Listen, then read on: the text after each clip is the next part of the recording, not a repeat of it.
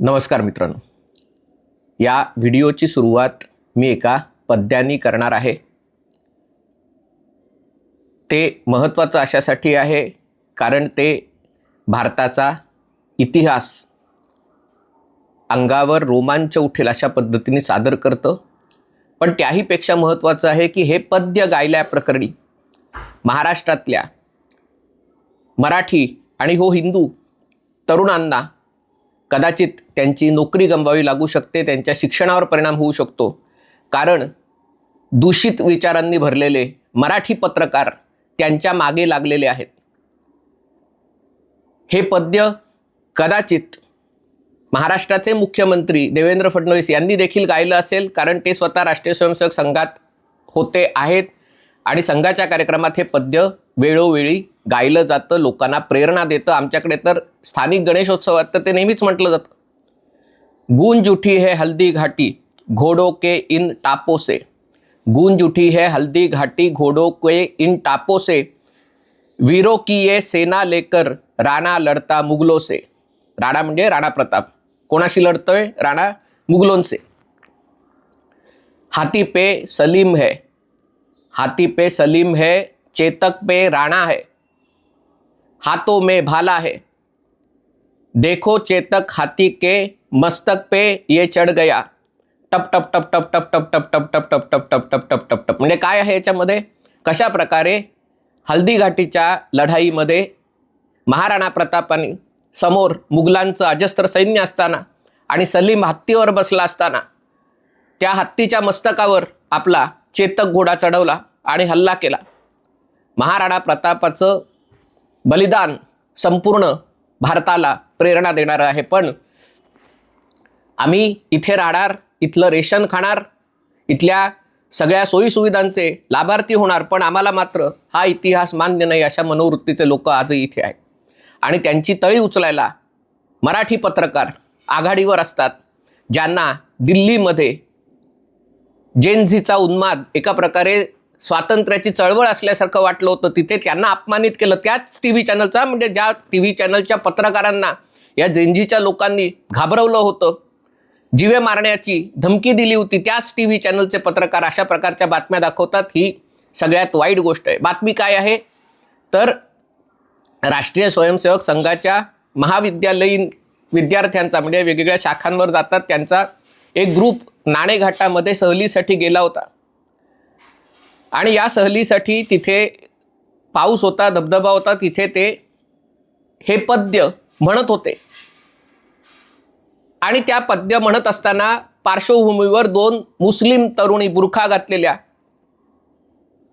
त्या उभ्या आहेत। असं काही नाहीये की कोण कोणाला घाबरवतोय किंवा त्यांना काही त्रास दिला जातोय, काही नाहीये।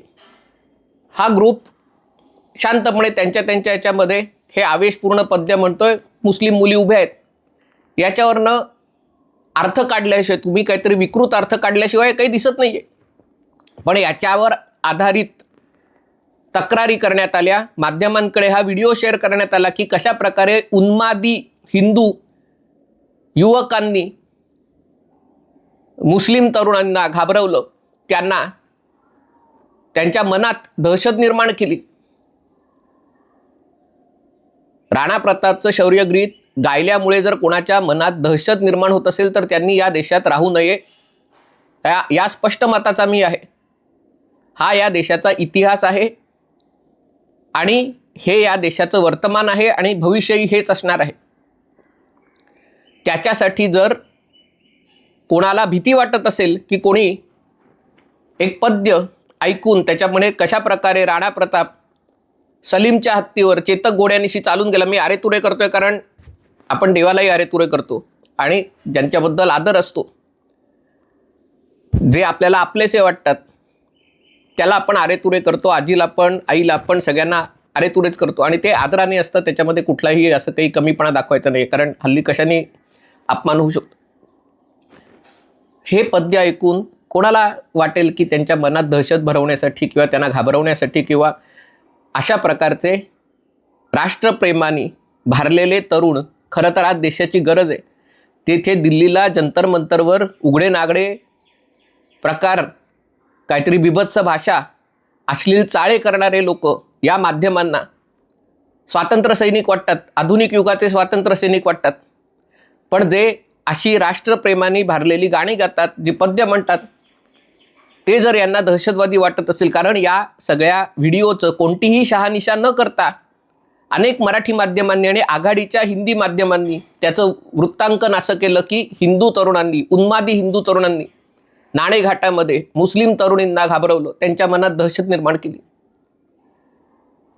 हे व्हिडिओ त्यांच्यापर्यंत कोणी पोचवले, कसे पोचवले, कशासाठी पोचवले यांची कोणतीही शहानिशा न करता जर अशा प्रकारच्या बातम्या TV चॅनल देत असतील आणि लगेच परिणाम काय होतो, अशा प्रकारचे व्हिडिओ झाल्यावर लगेच समाज माध्यमातले अनेक लोक हे व्हिडिओ त्याच्यामध्ये कोण तरुण आहेत, कोण युवक आहेत, त्यांचे चेहरे शोधून ते कोणत्या कॉलेजमध्ये आहेत, कोणत्या ठिकाणी नोकरी करतायत हे शोधून काढतात. त्यांना तक्रारी करतात की बघा तुमच्या ऑफिसमधला हा माणूस इथे मुस्लिम तरुणींना घाबरवत होता, दहशत पसरवत होता, त्याला तुम्ही कामावरनं काढून टाका.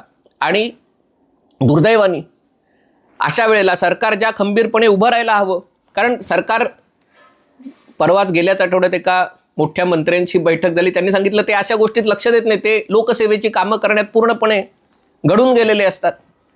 महाराष्ट्राच्या 14 कोटी जनतेची कामच फक्त त्यांना दिसत असतात आणि त्यामुळे अशा गोष्टी त्याला ते विरोध करत नाहीत, पण त्या गोष्टी त्यांच्या रडारवर येतच नाहीत.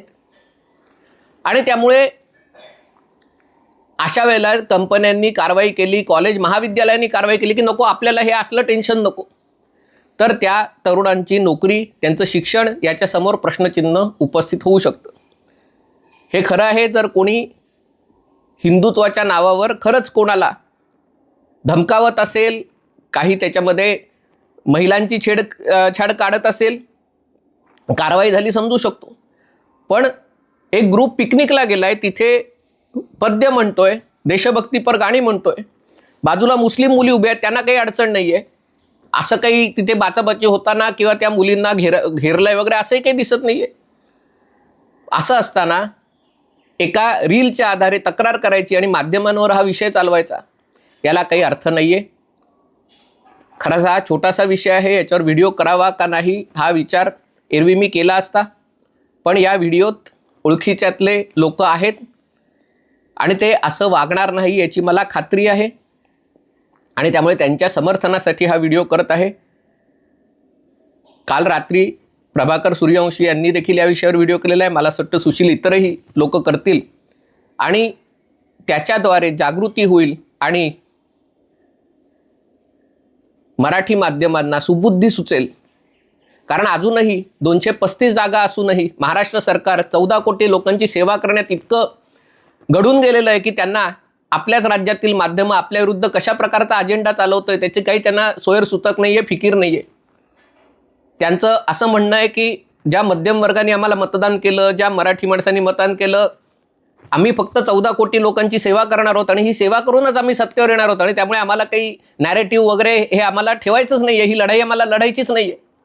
कारण आम्ही जे काम करणार आहोत 5 वर्षात त्याच्यावरच आम्हाला मतदान होणार आहे आणि त्यामुळे ही लढाई वैयक्तिक पातळीवर जे राष्ट्रीय विचारांचे लोक आहेत, जे राष्ट्रीय स्वयंसेवक संघ भाजप यांच्यावर प्रेम करणारे लोक आहेत त्यांना लढायची आहे. याच्यामध्ये सरकारची काही साथ मिळणार नाही आहे, पण हा विषय पसरवणं आवश्यक आहे.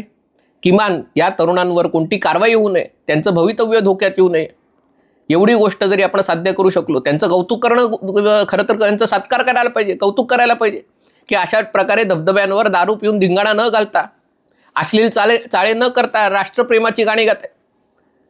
पण किमान कौतुक नाही तर किमान त्यांचं भवितव्य धोक्यात येऊ नये यासाठी अशा प्रकारचा व्हिडिओ करणं आवश्यक आहे. हा व्हिडिओ आपल्याला आवडला असेल तर कृपया लाईक करा, शेअर करा आणि चॅनल सबस्क्राईब करण्याची विनंती आहे. तुर्तास इथेच थांबतो. पाहत रहा MH48.